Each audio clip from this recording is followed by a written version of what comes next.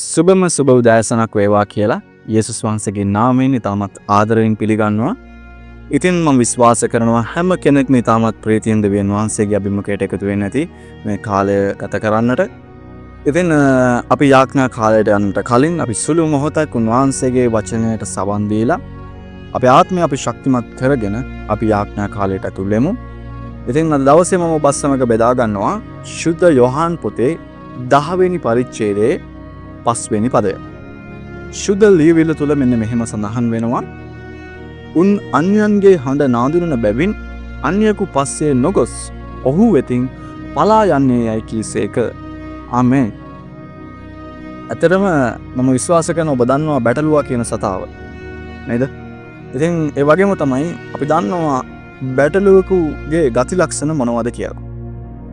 අතරම බැටළුවෙක් ගත්තොත් බැටළුවට පුළුවන් ඔවුන්ට හැකියාවක් තිබෙනවා ඔවුන්ගේ එඬේරා නැත්තම් නාඳුනන පුද්ගලයෙක්ගේ හඬක් වගේම ඔවුන්ගේ එඬේරාගේ හඬ අඳුර ගන්නට පුළුවන් හැකියාවක් තියෙනවා. අපි හිතමු මේ වෙලාවේ යම් අඳුරන්නේ නැති පුද්ගලයෙක් ගිහලා බැටළුවට කතා කරොත් ඔවුන් දන්නවා මේ මගේ එඬේරා නෙමෙයි මේ නාඳුනන පුද්ගලෙක් කියලා. ඒ වගේම එඬේරා ගිහලා ඒ බැටළුවට කතා කරොත් ඒ බැටළුවා අඳුනනවා මේ මගේ එඬේරා කියලා. තේරුණාද? ඉතින් අද දවසේ අපේ ජීවිතේත් හරිද අපි එදිනෙදා කර්තව්‍යවල අපි එදිනෙදා වැඩ කටයුතු වල අපි ඉඳද්දී අපිට ඇතුළාන්තයෙන් විවිධ හඬවල් අපිට ඇහෙනවා. තේරුණාද? අපිට හිතෙනවා මේ දේ කරොත් අපි හරි, මේ විදිහට අපි කරොත් හරි, නැත්නම් මේ විදිහට මේක නෙමෙයි අපේ හරි ක්‍රමය. අද දවසේ අපි මේක තමයි කරන්න ඕනේ. මෙන්න මෙවැනි විවිධ කාරණා, විවිධ හඬවල් අපිට ඇතුළාන්තයෙන් අපිට ඇහෙනවා. ඒත් එක්කම අපේ සිතුවිලි මේ හඬවල් සමග විශාල වශයෙන් පොරබැදීමකට ලක් වෙනවා. ඉතින් දෙවියන් වහන්සේගේ දරුවන් විදියට අපිට ඇහෙන මේ හඬවල් මෙවැනි දේ දෙවියන් වහන්සේගේ වචනයට ඒ දේවල් දාලා අපි පරීක්ෂාවක් කරන්නට ඕනේ. මොකද මෙවැනි හඬවල්, මෙවැනි මඟ පෙන්වීම, මෙවැනි සිතුවිලි අපිට බොහෝ ලැබෙන්නේ අපේ ජීවිතේ වැදගත් තීරණයක් ගන්න මොහොතේ. තේරුණාද? ඉතින් අපිට මේ ඇහෙන හඬවල් තේරුණාද? සමහර වෙලාවට දෙවියන් වහන්සේගේ හඬවල් නොවෙන්නට පුළුවන්. අපි රැවටෙන්නට පුළුවන්. ඉතින් ඒක නිසායි දෙවියන් වහන්සේ දවස් අපිට කතා කරනවා. අපිට කියනවා උන්වහන්සේ ප්‍රඥාවන්ත වෙන්න ඕනේ. තේරුණාද? ඔබ හිතමුකෝ අපි වැරදිලා හරි දෙවියන් වහන්සේගේ හඬක් නෙවෙයි. මේක අපි නාදුනන හඬකට නැත්තම් අපි අපේ සිතුවිල්ලකට අපි ඉඩ හරිනවා. ඒ වගේම අපි එම තීරණය අරන් එම රාජකාරිය අපි කරනවා. නමුත් ඔබ වැරදි තීරණයක් මත නම්, වැරදි මඟ පෙන්වීමක් මත නම් ඔබ යන්නේ. ඔබ දන්නෙත් නෑ ඒ හඬ විසින්, ඒ මඟ පෙන්වීම විසින් ඔබ නොදැනුවත්වම ඔබව පාලනය කරනවා. ඒක තමයි ඇත්ත. ඉතින් අපි බලමු ද්විතීය කතාව පොතේ 13 වෙනි පරිච්ඡේදයේ පළවෙනි පදයේ ඉඳලා 3 වෙනි පදය වෙනකම්. සුද්ධ ලියවිල්ල තුල මෙන්න මෙහෙම සඳහන් වෙනවා.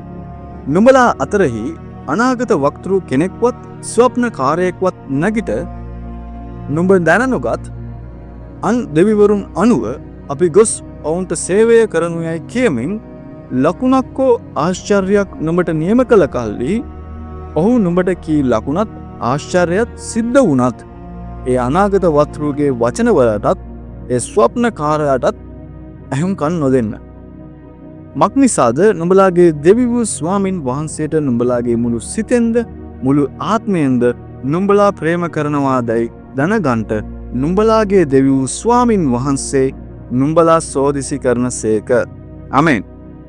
ගොඩක් වෙලාවට මිනිසයන් අපි හිතමු යම් මිනිසෙක් ඉන්නවා, යම් දේවදාසෙක් හරි නැත්නම් ඔහු අඳුරන්නේ නැති පුද්ගලයෙක් ගිහිල්ලා දෙවියන් වහන්සේ ගැන උන්ට කිව්වොත් ඔවුන් බලාපොරොත්තු වෙනවා අති ස්වභාවික විදියට නැත්තම් ආකර්ෂණීය හාස්කමක්. හරිද? ඇත්තටම ඒක නෙමෙයි දෙවියන් වහන්සේගේ ක්‍රමය. අපි තේරුම් ගන්න ඕනේ කවදාවත් දෙවියන් වහන්සේ උන්වහන්සේගේ වචනය තුලින් අපේ ආත්මය ස්ථාපිත කරන්න හරි, උන්වහන්සේගේ වචනය තුලින් අපේ ආත්මය නැවත උපද්දවන්න හරි උන්වහන්සේ අඳුරන්නේ නැති පුද්ගලෙක් අපි ගාවට එවන්නේ නැහැ. අපි අඳුරන්නේ නැති හඬකින් උන්වහන්සේ අපිට කතා කරන්නේ නැහැ. තේරුණාද? ඉතින් අන්න ඒක නිසා අපිට පුළුවන් වෙන්න ඕනේ මේ දෙවියන් වහන්සේගේ හඬ තේරෙනවද? මේක දෙවියන් වහන්සේගේ මඟ පෙන්වීමක් කියලා වෙන වශයෙන් අපිට තේරුම් ගන්නට පුළුවන් හැකියාවක් තියෙනට ඕනේ. විශේෂම කාරණාව තමයි ශුද්ධාත්මයන් වහන්සේගේ හඬ අඳුර ගන්නට බැරි, තේරුම් ගන්නට බැරි සත්‍ය දෙවියන් වහන්සේගේ දරුවෙක් ඉන්නට බෑ. තේරුණාද?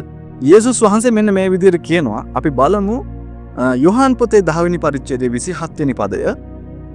මාගේ බැටළුව මාගේ හඬ අසති, මමද ඔවුන් අඳුනමි. ඔහු මා පස්සේ එති. ආමෙන්. හලෙලූයා. ඒ වගේම තමයි මම මේ යාඥා කාලයේ ආරම්භයේදී මම ඔබත් සමග බෙදාගත්ත යොහාන් පොතේ 10 වෙනි පරිච්ඡේදයේ 5 වෙනි පදය. ඉතින් බලමු උන්වහන්සේගේ වචනේ තියෙනවා උන් අන්‍යයන්ගේ හඬ නාදුනන බැවින් අන්‍යයෙකු පස්සේ නොගොස් ඔහු වෙතින් පලා යන්නේ යයි කීසේක. හලෙලූයා. අද දවසේ මේ කාලේ බොහෝ කෙනෙක්ට ඇතිවලා තියෙන ප්‍රශ්නය තමයි උන්වහන්සේගේ හඬ එච්චර ගණන් ගන්නේ නැහැ. උන්වහන්සේගේ වචනේ සැහැල්ලුවට දාලා තියෙන්නේ. තේරුණාද? දෙවියන් වහන්සේගේ වචනය තුලින් ඔබ උන්වහන්සේගේ හඬ ඒ වගේම උන්වහන්සේගේ මඟ පෙන්වීමට ඔබ අනිවාර්යයෙන්ම සවන් දෙන්නට ඕනි. ඉතින් අද දවසේ ඔබ වැදගත් තීරණයක්, වැදගත් අවස්ථාවකට ඔබ මුහුණ දෙන්නට සූදානම් වෙති. තේරුණාද? අද ව්‍යාපාරිකව නැත්නම් ඔබගේ රැකියා ස්ථානයේ ඔබ යම් දේවල් ඔබ ආරම්භ කරන්නට ඔබ සූදානම් වෙති. ඉතින් මේ වෙලාවේ ඔබට ඇහෙන හඬ ගැන ඔබ මොහොතක් කල්පනා කරලා බලන්න. තේරුණාද? මේක නිවැරදි හඬක්ද? මේක දෙවියන් වහන්සේගේම හඬක්ද? තේරුණාද? ඔබගේ ඇතුළාන්තයෙන් විවිධ හඬවල් අද දවසේ ඔබට ඇහෙයි. නමුත් ප්‍රේමවන්ත සහෝදරයා සහෝදරිය, දෙවියන් වහන්සේ කියනවා මේ වෙලාවේ අපිට උන්වහන්සේගේ හඬ මේ වෙලාවේ නිවැරදිව අඳුන ගන්න. තේරුණාද? ඒක නිසා අපි නිතර දෙන්නපතා දෙවියන් වහන්සේගේ වචනය තුලින් ඔබට ඇහෙන හඬ, ඔබට ලැබෙන මඟ පෙන්වීම නිතරම දෙවියන් වහන්සේගේ වචනය තුලින් අපි අනිවාර්යෙන් පරීක්ෂාවකට ලක් කරන්නට ඕනේ. තේරුණාද? ඒ වගේම උන්වහන්සේගේ වචනයේ සඳහන් වෙනවා නුඹලා දකුණට හැරෙන විටදී මාර්ගය මේය, මෙහි හැසිරෙන්නේ නැයි නුඹට පස්සෙන් කියන හඬක් නුඹේ කන්වලට ඇසෙන්ටත් යෙදෙනවා ඇත. ආමෙන්. හලෙලූයා. ඒ වගේම උන්වහන්සේ කියනවා මම ඔවුන්ට සදාකාලික ජීවනය දෙමි. ඔහු කිසි කලෙකත් විනාශ නොවන්නේය. කිසිවෙක් මාගේ අතින් ඔවුන් උදුරා නොගන්නෝය. ඔවුන් මට දුන්නා වූ මාගේ පියාණන් වහන්සේ සියල්ලන්ටම වඩා උතුම්ය. පියාණන් වහන්සේගේ අතින් ඔවුන් උදුරා ගන්නට කාටවත් බැරිය. මමද පියාණන් වහන්සේද එක තැනැත්තයි කීසේක. හලෙලූයා.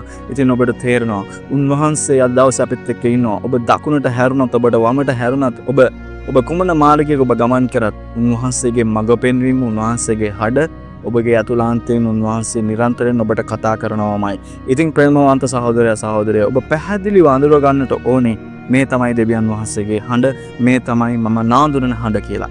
ඉතින් අද දවසේ අපි මේ සියලු කාරණා උන්වහන්සේගේ මැදේ තවමේ අපි යාඥා කාලයට ඇතුල් වෙමු. අපට බොහෝසේ ප්‍රේම කරන ජීවමාන දෙවියන් වහන්සේ ස්වාමීනි, මේ අනර්ග කාලය නිසා ඔබ වහන්සේට ස්තුති කරනවා පියාණනි. මේ අනර්ග උද්දෑසන ඔබ වහන්සේගේ අභිමුඛයට එන්න දුන්නා වූ මහත් කරුණාව නිසා ස්තුතියි. ඒ වගේම පියාණනි, ඔබ වහන්සේගේ වචනය තුලින් අද දවසේ ඔබ වහන්සේ අපිට කතා කරපු නිසා ස්තුතියි. ඔබ වහන්සේගේ මඟ පෙන්වීම නිරන්තරයෙන් ඔබ වහන්සේ අප මැදේ තබපු නිසා ස්වාමීනි, මඟ පෙන්වීම තුල ගමන් කරන්නට ඔබ වහන්සේ අපිට ශක්තිය, ධෛර්යය දෙන නිසා ඔබ වහන්සේට ස්තුතියි. විශේෂයෙන් ස්වාමීනි, ඔබ වහන්සේට ස්තුති කරනවා පියාණනි. ඔබ වහන්සේගේ මඟ පෙන්වීම තේරුම් අරගෙන ඔබ වහන්සේගේ හඬ අඳුනගෙන ස්වාමීනි, ඒ තැන් තුල ගමන් කරන්නට අද දවසේ ඔබ වහන්සේ බලවත් මඟ පෙන්වීමක් අපිට ලබා දුන්නා පියාණනි. ඔබ වහන්සේගේ වචනය ජීවමානයි පියාණනි. අද දවසේ අපි සියලු දෙනාගේ ජීවිත ඔබ වහන්සේ පරිවර්තනය කරපු නිසා ස්තුතියි. ඒ වගේම පියාණනි, ඔබ වහන්සේ මෙතන සිටින්නා වූ මේ යාඥාවට සවන් දෙනා වූ සියලු හදවත් ඔබ වහන්සේ දකිනවා. පියාණනි, ඔවුන්ගේ ඕනෑ එපාකම් ඔබ වහන්සේ දකිනවා පියාණනි. ස්වාමීනි, අද දවසේ ඔවුන්ට යම් බාධාවක් තිබෙන්නට ඇති මේ හඬ සම්බන්ධයෙන් ඔවුන්ට නිවැරදි තීරණයක් ගන්නට බැරුව පියාණනි, ඔබ වහන්සේ දවසේ සියලු හදවත් වලට කතා කරපු නිසා ස්තුතියි. පියාණනි, ඔබ වහන්සේ ඔවුන්ට තේරුම් ගන්නට පුළුවන් හැකියාවක්, ඔබ වහන්සේගේ මඟ පෙන්වීම අප සමග තිබෙන බව තේරුම් ගන්නට පුළුවන් හැකියාව, ශක්තිය ඔබ වහන්සේ අපිට දුන්නා පියාණනි. ඒ නිසා ඔබ වහන්සේට ස්තුතියි.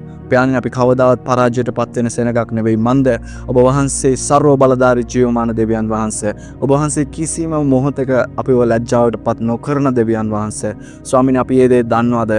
ස්වාමීනි, ඔබ වහන්සේ කියනවා දකුණට හැරුණත් වමට හැරුණත් පියාණනි, අපි කුමන පියවර තැබුවත් ඔබ වහන්සේගේ මඟ පෙන්වීම, ඔබ වහන්සේ අප සමග සිටින බව පියාණනි. ඒ නිසා අපි කාටවත් බය වෙන්න යන්නේ නැහැ. මන්ද ඔබ වහන්සේ අපි පක්ෂයේ සිටින දෙවියන් වහන්සේ නිසා ස්තුතියි. ඒ වගේම පියාණනි මෙතන සිටින සෑම පවුලක්ම ඔවුන්ගේ සහෝදරයන්, ඔවුන්ගේ දෙමව්පියන්, ඒ වගේම ඔවුන්ගේ හිත මිත්‍රයන් සියලු දෙනා බාර කරනවා.